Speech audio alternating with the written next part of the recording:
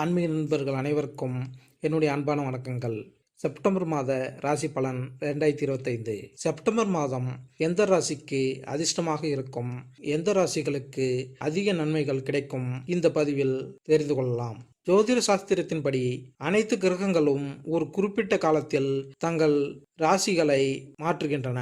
இவை கிரக பெயர்ச்சிகள் என்று அழைக்கப்படுகின்றன. கிரக பெயர்ச்சிகளின் தாக்கம் அனைத்து ராசிகளிலும் காணப்படுகிறது. சில ராசிகளில் இவை நல்ல பலன்களையும் சில ராசிகளில் பிரச்சனைகளையும் ஏற்படுத்துகின்றன. செப்டம்பர் மாதத்தில் சூரியனுடன் சேர்ந்து புதன், சுக்கிரன் மற்றும் செவ்வாய் ஆகிய கிரகங்களும் தங்கள் ராசிகளை மாற்றுகின்றன. ஜோதிட ரீதியாக இந்த முக்கிய ஒரு மாதமாக உள்ளது. செப்டம்பர் மாத கிரக மாற்றங்களின் தாக்கம் அனைத்து ராசிகளிலும் காணப்படும். எனினும் சில ராசிகளில் இந்த அதிகப்படியான நன்மைகள் கிடைக்கும். இவர்களுக்கு இந்த மாதம் பொற்காலமாக ஜொலிக்கும். இந்த அதிர்ஷ்ட ராசிகள் பற்றி இந்த பதிவில் காணலாம்.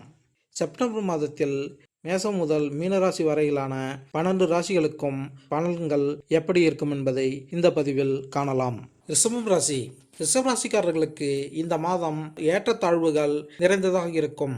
மாத தொடக்கத்தில் 4ஆம் வீட்டில் சூரியன், புதன், கேது பகவான் இணைந்து 10ஆம் வீட்டில் ராகு பெயர்ச்சிக்கிறார். மாதம் முழுவதும் குரு பகவான் 2ஆம் வீட்டில், சனி பகவான் 12ஆம் வீட்டில் பெயர்ச்சிப்பார். மாதத்தின் முற்பாதியில் சுக்கிரன் 3வது வீட்டிற்கும் பிறகு 4ஆம் வீட்டிற்கும் நுழைவார்.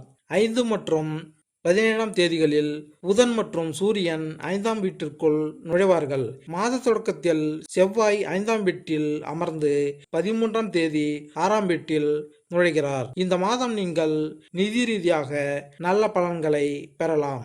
ஆனால் நீங்கள் ஆரோக்கியம் மற்றும் குடும்ப முன்னணியில் சில முன்னெச்சரிக்கை நடவடிக்கைகளை எடுக்க வேண்டும். தொழில், வியாபாரம் போன்ற விஷயங்களிலும் கவனமாக இருக்க வேண்டும்.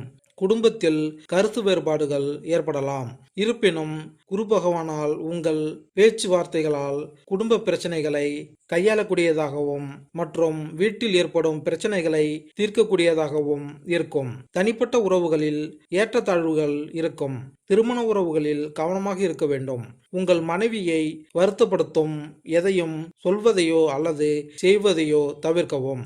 குறிப்பாக மாதத்தின் முதல் பாதியில் காதல் உறவுகளில் டென்ஷன் அதிகரிக்கும். பிற்பாதியில் சூழ்நிலைகள் சாதகமாக இருக்கும் என்று எதிர்பார்க்கலாம். மாணவர்கள் கடினமான சவால்களை எதிர்கொள்ள வேண்டியிருக்கும். ஆனால் தொழில்நுட்ப மாணவர்கள் பயனடைவார்கள். அப்போது வியாபாரம் சம்பந்தமாக சில செலவுகள் ஏற்பட வேண்டி வரும். வியாபாரத்திலும் கவனம் தேவை. வெளிநாட்டு மூலங்களிலிருந்து நீங்கள் நன்மைகள் பெறலாம். நீங்கள் படிப்பிற்காக வெளியூர் செல்லும் கனவில் இருந்தால் நீங்கள் சிறிது நேரம் காத்திருக்க வேண்டியிருக்கும். ஆனால் மாதத்தின் முதல் பாதியில் சிலருக்கு வெற்றி வாய்ப்புகள் இருக்கும். இந்த மாதம் குடும்பத்தில் ஒரு புதிய உறுப்பினர் வரலாம். சில சுபகாரியங்கள் நிறைவேறலாம். இது குடும்பத்தில் மகிழ்ச்சியான சூழ்நிலையை பராமரிக்கும். உங்கள் அன்புக்குரியவர் உங்களுடன் அன்பாக பேசுவார் மற்றும் நல்ல வேலையை செய்யுமாறு அறிவுறுத்துவார். இது உங்கள் உறவுகளை மீண்டும் பலப்படுத்தும் மற்றும் பரஸ்பர பிரச்சனைகள் தீர்க்கப்படும். உங்கள் வாழ்க்கை துணைக்கும் உடல்நல பிரச்சனைகள் இருக்கலாம் மற்றும் உங்களிடையே பதற்றம் அதிகரிக்கலாம். இதை நீங்கள் கவனித்துக் கொள்ள வேண்டும். வீட்டில் நல்ல காரியம் நடந்தால் பணம் செலவாகி அனைவரும் மகிழ்ச்சி அடைவார்கள். இந்த வழியில் பணத்தை இயக்கம் இருக்கும்.